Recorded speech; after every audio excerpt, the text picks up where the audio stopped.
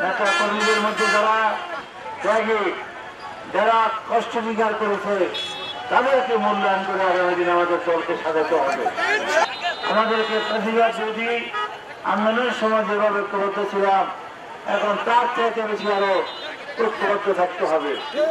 কারণ আমরা যদি ঐক্যবদ্ধ না থাকি, জনগণের মধ্যে যে সাহস তৈরি আছে, জনগণের সে সাহস থাকবে না। মানুষের হৃদয়ে যে একটা চিন্তা আসছে যে আমরা রাষ্ট্রের মালিক, এই আগস্টের পর মানুষ মনে করে তারা রাষ্ট্রের মালিক। কিন্তু আমরা যদি ঐক্যবদ্ধ না থাকতে পারি, মানুষের মনের মধ্যে যে আশা, এই আশা কিন্তু জীবন হয়ে যাবে।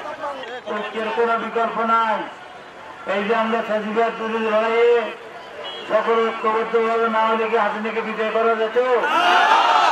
আমাদের ঐক্যবদ্ধ আন্দোলনের মধ্যে শেখ হাসিনা ফ্যাসিস্ট হাসিনা বাংলাদেশ থেকে বিদায় নিয়েছে।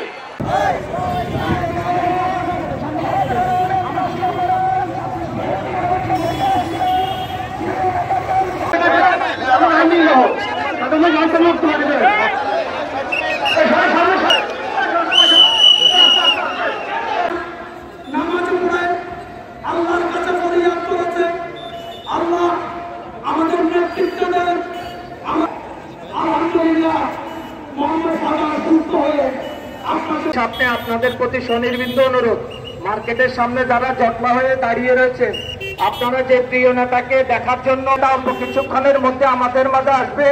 নেতার সম্মানে সরে যান, এই মুখ থেকে সরে দুই পাশে দাঁড়ান। অল্প কিছু